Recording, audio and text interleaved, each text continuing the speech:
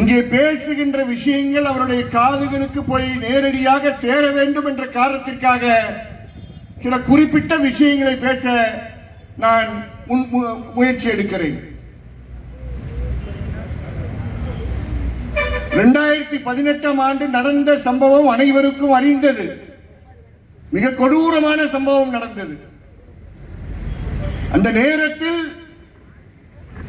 5 ஆண்டுகள் இங்கே ஆட்சி செய்வேன் என்று வரப்போற திமுக ஆட்சி 2019 ஆண்டு தேர்தல் வாக்குறுதியில் என்ன கூறினார்கள் என்பதை நாங்கள் மறக்கவில்லை. 2021 ஆண்டு சட்டசபை தேர்தலில் அவர்கள் கொடுத்த வாக்குறுதியை நாங்கள் யாரும் மறக்கவில்லை என்பதை இந்த நேரத்தில் குறிப்பிட விரும்புகிறேன்.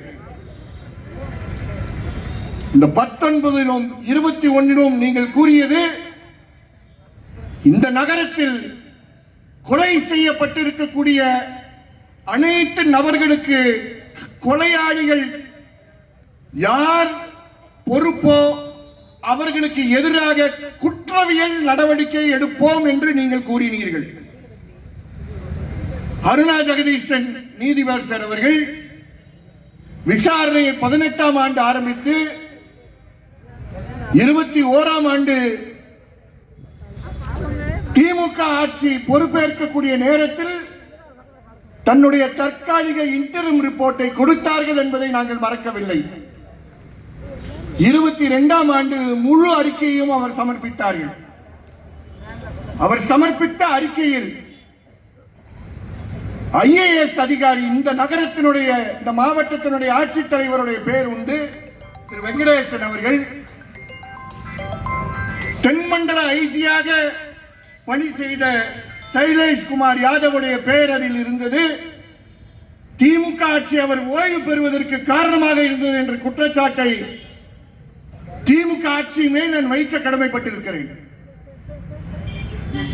இந்த பகுதியில் டிஐஜியாக பணி செய்த கபில்குமார் சரத்கர், இந்த நகரத்தின் இந்த மாவட்டத்தினுடைய எஸ்பியாக இருந்த மகேந்திரன், 3 தாசில்தார் ஆகிய 21 பெயருடைய பட்டியலை இட்டு ஜஸ்டிஸ் அருணா ஜெகதீசன் மிக தெளிவாக பரிந்துரைகளை கொடுத்தார். நான் முந்தைய ஆட்சி பேசுகின்றவர்கள் பொறுப்பில் இந்த மாவட்டத்தில் இன்னும் பொறுப்பில் இருக்கக்கூடிய MP அவர்களையும் கேட்கிறேன். 50 லட்சம் ரூபாய் இறந்த குடும்பங்களுக்கு கொடுக்க வேண்டும் என்ற பரிந்துரை இருந்ததே, உங்களுக்கு என்ன காது கேட்கலையா? இது போன்ற கோரிக்கைகளை ஆலையை மூடுவது என்றது மட்டுமில்லாமல் கண்டிப்பாக ஜஸ்டிஸ் அருணா ஜெகதீசன் கமிஷனுடைய முழுமையான பரிந்துரைகளை அமலாக்கம் செய்ய வேண்டும் என்ற கோரிக்கையை முன்வைத்து கூட ஐயா வைகோ இந்த கூட்டத்தை ஏற்பாடு செய்திருக்கிறார் என்பதை இந்த நகரத்தில் இருக்கக்கூடிய அனைத்து கட்சிகளுக்கும் அனைத்து இயக்கங்களுக்கும் எடுத்துரைக்க கடமைப்பட்டிருக்கிறோம். 50 லட்சம் ரூபாய் திமுக ஆட்சிக்கு காது கேட்கலையா? 1000 விஷயங்கள் நீங்கள் பேசுகிறீர்கள். உங்கள் நகரத்தில் இந்த பகுதியில் பாராளுமன்ற உறுப்பினராக இருக்கக்கூடிய மதிப்புக்கும் மரியாதைக்குரிய நான் மதிக்கின்ற கனிமொழியும் கேட்கிறேன். 50 லட்சம் ரூபாய் கொடுக்க வேண்டும் என்று கூறினார்களே, ஏன் உங்கள் ஆட்சி காலத்தில் அதை நீங்கள் கொடுக்க மறுத்தீர்கள்? காயம்பட்டவர்களுக்கு 10 லட்சம் ரூபாய் கொடுக்க வேண்டும் என்று கூறினார்களே, ஏன் நீங்கள் கொடுக்கவில்லை? இதெல்லாம் ஞாபகப்படுத்துவதற்காக நீங்கள் தோற்றதற்கு புதிய புதிய திட்டங்களை நீங்கள் போட்டுக் கொண்டிருக்கலாம். மறந்து விடாதீர்கள், தூத்துக்குடி மக்கள் உங்களை தேர்வு செய்யவில்லை என்றால் அதற்கு காரணம் உங்களை அவர்கள் மறக்கவில்லை, மன்னிக்கவில்லை என்பதற்காக தானே உங்களை தேர்வு செய்யவில்லை. அந்த பரிந்துரையில் ஜஸ்டிஸ் அருணா ஜெகதீசன் கூறியது அந்த 21 பேர் மேல குற்றவியல் வழக்குகள் நடத்த வேண்டும், அவர்கள் மேல் டிசிப்ளினரி ஆக்ஷன் நடத்த வேண்டும் என்று. நீங்கள் எல்லாம் நான் கிறுக்க நினைச்சிட்டு இருக்கீங்களா? அந்த 21 பேருக்கு எதிராக வழக்கு நான் தொடர்ந்தேன் சென்னை உயர் நீதிமன்றத்தில். அந்த 21 நபர்கள் மேல் டிசிப்ளினரி ஆக்ஷன் தொடரவே இல்லை என்பதுதான் யதார்த்தம். அது கூட செய்வதற்கு திமுக ஆட்சியில் உங்களுக்கு வக்கு இல்லையா? கொலை செய்வான், கொலைக்கு காரணமாக இருப்பவர்கள் என்று அவர்கள் கூறுகிறார்கள். ஏதோ மேடையில் பேசுவதற்காக வாய்ப்பு கிடைத்ததற்காக பேசுபவர்கள் அல்ல.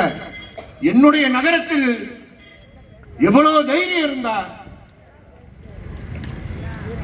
அந்த பட்டியலில் இருக்கக்கூடிய உங்க ஊருக்கு டிஐஜியா இருந்த அனில்குமார எங்க ஊருக்கு கமிஷனரா போட்டாங்க. மானம் சூடு சொரணை இருந்தா அந்த ஆள் அங்க தொடர்ந்து இருப்பார். சென்ற வாயிலா அன்னைக்கு இங்க தூத்துக்குடியிலிருந்து 101 பேர் மதுரைக்கு வராங்க.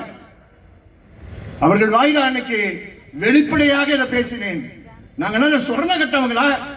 எங்க ஊர்ல வந்து எந்த எதிரியை வந்து நடவடிக்கை எடுக்க வேண்டும், குற்றவியல் நடவடிக்கை எடுக்க வேண்டும் கேட்டா என் ஊர்லயே அவரை கமிஷனர் போலீஸ் போட்டீங்கன்னா நாங்க இழுச்சு வாங்கடா. அடுத்த நாள் 23ஆம் தேதி, இந்த போன மாசம் 23ஆம் தேதி இடதுசாரி அமைப்புகள் அனைவரும் ஒரு போராட்டத்தை அறிவித்தார்கள். 22ஆம் தேதி சாத்தாங்குளம் தினத்தன்று மாலையில் அந்த சிஓபிய சென்னை கூட்டிட்டு போயிட்டாங்க. நாங்கள் ஒரு அதிகாரிக்கு எதிராக 2 அதிகாரிகளுக்கு எதிராக பேசல.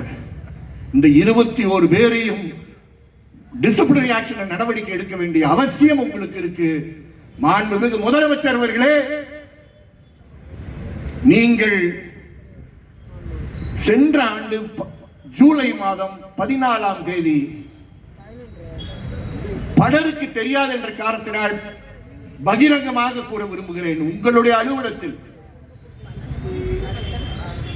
20 மாவட்டங்களில் 20 நபர்கள் காவல் நிலையங்களில் சுட்டு கொலை செய்யப்பட்ட குடும்பங்களை அழைத்து பேசியவர் இன்று முதலமைச்சராக அமர்ந்திருக்கிறீர்கள். அவர்களை பார்த்து கண்ணீர் சிந்தினீர்கள் என்பதை நான் வெளிப்படையாக கூற விரும்புகிறேன். 3 மணி நேரம் சந்தித்தார். நீங்க இதெல்லாம் பேசும்போது நீங்க கணக்க வேற மாதிரி கணக்கெல்லாம் போட்டுறாதீங்க. எங்களுக்கு துண்டெல்லாம் கிடையாது நீங்க வேற கணக்கு போடுறதுக்கு.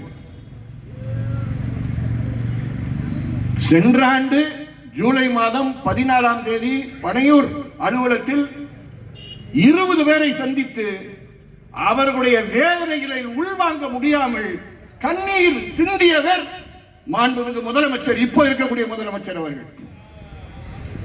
நீங்களும் தூத்துக்குடிக்கு வந்திருக்கிறீர்கள். தூத்துக்குடியில் இறந்த குடும்பங்களை போய் நேரடியாக சந்தித்து சென்றவர் நீங்கள் என்ற முறையில் நள்ளிரவில் வந்து சந்தித்தீர்கள்.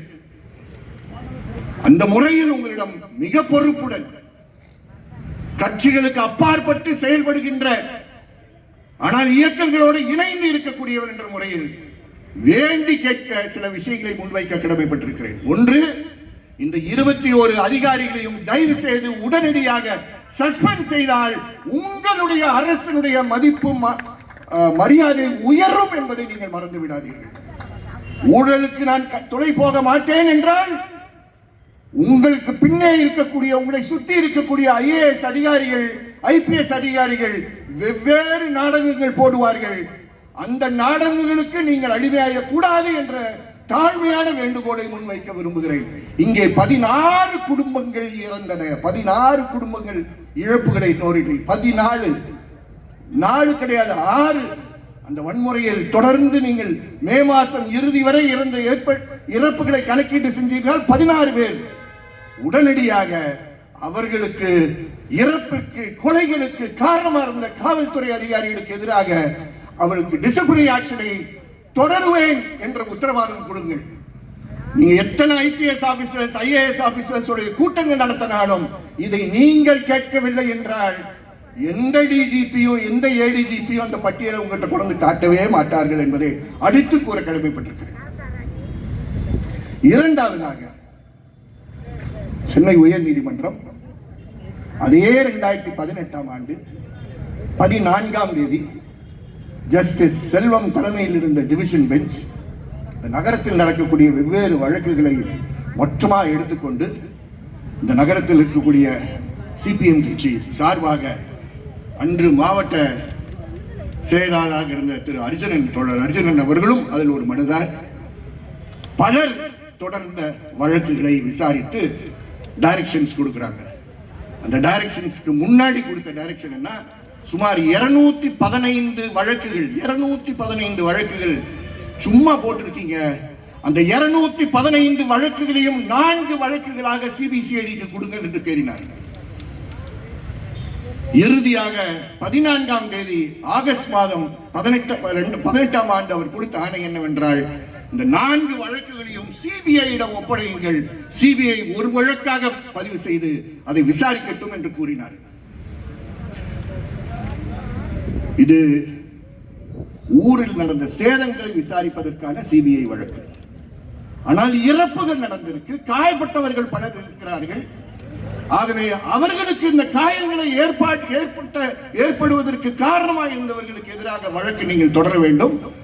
அது திரு அர்ஜுனன் அவர்களிடம் புகாரை பெற்று நீங்கள் இன்னொரு வழக்கை பதிவு செய்யுங்கள் என்று 2 வழக்குகள் பதிவு செய்தார்கள். அந்த 2 வழக்குகள் சென்னை மதுரையில் இருக்கக்கூடிய சிஜிஎம் கோர்ட், அதுதான் சிபிஐ கோர்ட். அந்த சிபிஐ கோர்ட்டில் உங்கள் விசாரணை அறிக்கையை கொடுங்கள் என்று கேட்டார்கள். 2019ஆம் ஆண்டு 27 நபர்களுக்கு எதிராக, 2020ஆம் ஆண்டு 44 நபர்களுக்கு எதிராக, 2021ஆம் ஆண்டு 30 நபர்களுக்கு எதிராக, ஆக மொத்தம் 101 நபர்களுக்கு எதிராக தூத்துக்குடியில் இருக்கக்கூடியவர்கள். தூத்துக்குடியில் இருந்து நண்பர்களே யோசித்து பாருங்கள், இங்கே இருந்து ஒவ்வொரு வாய்தாக்கும் மதுரையில் இருக்கக்கூடிய சிஜிஎம் கோர்ட்டில் 101 பேர் நடந்தார்கள். இது ஒரு வழக்கு. இந்த போலீஸ்கார மேல போட வேண்டிய இன்னொரு வழக்கு இருக்குல்ல, சிபிஐ அதில் விசாரணை செய்து, ஆழமாக விசாரணை செய்து 2020ஆம் ஆண்டு டிசம்பர் மாதம் 29ஆம் தேதி இதை விளக்கமாக கூறுவதற்கு காரணம், ஐயா வைகோ அவர்கள் மாண்புமிகு முதலமைச்சருடைய காதில் இதை சொல்ல வேண்டும் என்ற காரணத்திற்காகவும் கூறுகிறேன். 2020ஆம் ஆண்டு ஒரே ஒரு இன்ஸ்பெக்டர் திருமலைக்கு எதிராக மட்டும் அவர் கிடைச்ச இழுச்சவாய ஒரே ஒரு ஆள் தான் போலீஸ்ல, அந்த இன்ஸ்பெக்டர் திருமலை புதுக்கோட்டை காவல் நிலையத்தில் இருந்தார் என்று கருதுகிறேன். அவருக்கு எதிராக மட்டும் ஒரு சார்ஜ் ஷீட் போட்டு இந்த 2 வழக்கும் சிஜிஎம் கோர்ட்ல இருக்கு. தோழர்களை மறந்து விடாதீர்கள், 2021ஆம் ஆண்டு அருணா ஜெகதீஷனுடைய முதல் அறிக்கை வெளியே வருது. 2022ஆம் ஆண்டு பல ஆயிரம் பக்கங்கள் கொண்ட அறிக்கை வெளியே வருது. அந்த அறிக்கையில் அவர்கள் மிக தெளிவாக கூறுகிறார்கள், நேரத்தை கருதியதற்குள் நான் செல்லவில்லை, ஒவ்வொரு ஆளும் இறந்ததற்கு யார் சுட்டார்கள், அவர்கள் சுடுவதற்கு யார் ஆணையிட்டார்கள் என்ற பட்டியல் அந்த அனெக்சர் 1ல இருக்கு. எனக்கு ரொம்ப வேண்டிய கபில் குமார் மட்டும் 7 இடத்துல வராரு. எங்க ஊர்ல போட்டாங்கல்ல, இந்த ஊர் டிஐஜி எங்க ஊர்ல சிஓபியா போட்டாங்கல்ல, 23ஆம் தேதி அதை மாத்தி மெட்ராஸுக்கு கூட்டிட்டு போயிருக்காங்கல்ல, அவர் ராஜா என்ற கிரேட் 2 கான்ஸ்டபிள் வைத்து கார்த்திக்கை சுடுவதற்கு ஆணையிட்டவர் கபில் குமார். இது மாதிரி ஒவ்வொரு ஆளுடைய இறப்பிற்கு யார் காரணம் என்று கூறியிருக்கிறார்கள். மாண்புமிகு முதலமைச்சர் நான் கேட்கிறேன், தயவு செய்து இந்த 101 பேர் மேல போட்டிருக்கக்கூடிய அநியாயமான நபர்கள், அதில் ஒருவர் மனோகர் என்று கருதுகிறேன், காலில் குண்டு பட்டவர், அவர் காயப்பட்டவர், அவர் 2020ஆம் ஆண்டிலிருந்து நீதிமன்றத்துக்கு வந்துகிட்டு இருக்கார். போன வாய்தா அன்று அவர்களை கேட்டு தயவு செய்து நீங்கள் வாங்கள், தோழர் அர்ஜுனன் போட்டிருக்கக்கூடிய வழக்கில் தலையீடு செய்ய வேண்டியதற்கு நீங்கள் வாங்கள் என்று கேட்கும்போது அவர் கூறினார், ஐயா எனக்கு 1 லட்சம் ரூபாய் தான் கொடுத்தாங்க நஷ்டஈடு, மற்றவர்களுக்கெல்லாம் வேலை கொடுத்தார்கள், எனக்கு அது கூட கிடைக்கவில்லை என்று சொன்னார். எனக்கு ரொம்ப வெட்கமாக இருந்தது, அது போன்ற ஒரு நபரை பார்ப்பதற்கு, ஒரு வழக்கறிஞராக இருக்கக்கூடிய எனக்கு அது தெரியவில்லை என்று. நான் முதலமைச்சர்கிட்ட கேட்பது என்னவென்றால், இந்த 101 நபர்களுக்கு எதிராக போட்ட வழக்கை உடனடியாக வாபஸ் பெறுங்கள், வாபஸ் பெறுங்கள் என்று வலியுறுத்தி கேட்க விரும்புகிறேன். அவர்கள் எந்த தவறும் செய்யாதவர்கள். சிபிஐக்கு கண் பார்வை சரியில்லை என்றால் அதற்கு இந்த ஊரை சார்ந்தவர்கள் தொடர்ந்து தியாகம் செய்பவர்களாக இருக்கக்கூடாது. அவர்கள் எதற்காக போட்ட வழக்கை வாபஸ் பெறுங்கள் என்று கேட்கிறேன். காவல்துறைக்கு எதிராக இருக்கக்கூடிய வழக்கு, அந்த 3 ஐபிஎஸ் அதிகாரிகளுக்கு எதிராக இருக்கக்கூடிய வழக்கு, ஒரு ஐஏஎஸ் ஆபீசருக்கு எதிராக இருக்கக்கூடிய வழக்கு, 3 தாசில்தாருக்கு எதிராக இருக்கக்கூடிய வழக்கை தயவு செய்து சிபிஐ திருப்பி பெறுங்கள். நீங்களே சென்னை உயர்நீதிமன்றத்தில் மனு போட்டு இந்த ஆட்சி மனு போடுங்கள். நாங்கள் தான் அந்த விசாரணையை சிபிஐ ஒப்படைத்தோம். எங்களுக்கு சிபிஐ மேல நம்பிக்கை இல்லை என்று இந்த ஆட்சி கூறட்டும். நாங்கள் ஒரு எஸ்ஐடி போட்டு ஜஸ்டிஸ் அருணா ஜெகதீசன் தொடர்ந்து இருக்கக்கூடிய அந்த அறிக்கையில் இருக்கக்கூடிய சாட்சிகளின் அடிப்படையில் 4 மாதங்களில் நீங்கள் யார் குற்றவாளி என்ற சார்ஜ் ஷீட்டை போட்டு இந்த 21 பேரை கொண்டு போய் நிப்பாட்டுங்கள். அதே சிபிஐ மதுரையில் நிப்பாட்டுறீங்களா, தூத்துக்குடியில் நிப்பாட்டி விசாரணையை வேகமாக முடிக்கக்கூடிய ஒரு அரசாக நீங்கள் இருந்தீர்கள் என்றால் தூத்துக்குடி மக்கள் உங்களை நம்புவார்கள். தூத்துக்குடியில் தேர்வு செய்யப்பட்ட பிரதிநிதிகளே மறந்து விடாதீர்கள். இந்த நகரத்தில் தேர்வு செய்யப்பட்ட பிரதிநிதிகள் எல்லாம் இதை மறந்தார்கள், போய்விட்டார்கள். இப்ப நீங்க வந்திருக்கீங்க, தெரிஞ்சோ தெரியாமலோ வந்திருக்கீங்க. உங்களுக்கு பொறுப்புகள் இருக்கு. இந்த இயக்கம் தோழர்கள் ஏற்கனவே கூறிய போது கண்டிப்பாக நிற்காது, தொடர்ந்து இருக்கும் என்பதை நீங்கள் தயவு செய்து மறந்து விடாதீர்கள். ஆகவே நஷ்டஈடு கொடுக்க வேண்டிய அவசியம் இருக்கு. வழக்கை வாபஸ் பெற வேண்டிய அவசியம் இருக்கு. காவல்துறைக்கு எதிராக போட்ட வழக்கை தொடர்ந்து நடத்த வேண்டிய ஒரு பொறுப்பு இருக்கு. எங்களை போன்றவர்கள் மேடையில் பேசி சென்று விடுவோம் என்று நினைக்காதீர்கள். மதுரை சிறையில் 19 போலீஸ் கம்பி எண்ணி கொண்டிருக்கிறார்கள். 19 பேர். இத்தனை பேர் காவல்துறை உட்கார்ந்துருக்கீங்களே, அதை மட்டும் நீங்க தெரிஞ்சுக்கிட்டா போதும். உங்க வாழெல்லாம் எங்க போன்ற ஆட்கள்கிட்ட நீங்க ஆட்ட முடியாது என்பதை இந்த நேரத்தில் நான் கூற விரும்புகிறேன். உங்களை விரட்டி இது போன்ற இயக்கங்களுக்காக தொடர்ந்து நீதிமன்றங்களில் வழக்காடுவதற்கு பல வழக்கறிஞர்கள் இருக்கிறார்கள் என்பதை நேரத்தில் கூறி, நீங்க ஸ்டெர்லைட்டுக்கு கொடுத்த நிலத்தை திருப்பி இந்த அரசு பெற வேண்டும் என்ற அந்த கோரிக்கையை நான் முன்வைக்க விரும்புகிறேன். உச்சநீதிமன்றத்தில் வழக்கு முடிந்து விட்டது. அதை பார்த்து கொண்டிருக்கக்கூடிய அரசாக நீங்கள் இல்லாமல் ஸ்டெர்லைட்டுக்கு நீங்கள் சிப்காட்ல கொடுத்த நிலத்தை திருப்பி அரசு பெற வேண்டும் என்ற அந்த கோரிக்கையை முன்வைத்து நாங்கள் எங்கள் வட்டாரங்களில் எப்பொழுதும் சொல்லுவோம், ஸ்டெர்லைட்ல உயிரிழந்தவர்கள் 16 பேர் என்று கூறுவார்கள். என்னை பொறுத்தவரை அதில் பலியானவர் ஜஸ்டிஸ் நம்ம சிவஞானம் கூட பலியானவர் என்பதை நீதிபதிகள் அவர்கள் கொடுத்த தீர்ப்பிற்காக உச்ச நீதிமன்றத்துக்கு போக வேண்டிய அந்த அந்தஸ்திற்கு போக வேண்டிய மகத்தான பேரில் நபர்கள் நீதிபதிகள் அந்த பதவி அவர்களுக்கு கிடைக்கவில்லை என்றால் அவர்கள் இந்த ஊரில் நடந்த அநியாயத்தை தீர்ப்பின் மூலமாக கொடுத்தார்கள் என்பதை பெருமையுடன் கூறி இறுதியாக ஒரே ஒரு வார்த்தை, இறுதி அமர்வு உச்ச நீதிமன்றத்தில் நடந்து கொண்டிருக்கக்கூடிய நேரத்தில், ஜஸ்டிஸ் சந்திரசூட் முன்னாடி நடக்கக்கூடிய நேரத்தில் ஐயா வைகோ நீதிமன்றத்தில் நின்று பேசுகின்ற பொழுது அவரை பின் நின்று ரசித்தவன் என்பதை இந்த நேரத்தில் நான் கூற கடமைப்பட்டிருக்கிறேன். நான் அன்று திட்டமிட்டு செல்லவில்லை, தற்செயலாக இருக்கக்கூடிய ஒரு சூழல் ஏற்பட்டது. ஆகவே வெறும் போராட்டத்தில் மட்டும் இருந்த ஒரு தலைவர் இந்த கூட்டத்தை ஏற்பாடு செய்யவில்லை. இறுதியாக இந்த கம்பெனிக்கு எதிரான இறுதி தீர்ப்பையும் பெற்று அந்த இறுதி வாதத்திலையும் பேசி நீதிபதிகள் கேட்ட கேள்விகளுக்கு பதில் சொல்லும் போது நான் அந்த நீதிமன்றத்தில் அவர் பேசியதற்கு ஒரு சாட்சியாக நான் நின்றேன் என்று பெருமையுடன் ஞாபகப்படுத்தி, இது தொடர்ந்து இந்த போராட்டம் நடக்கும்.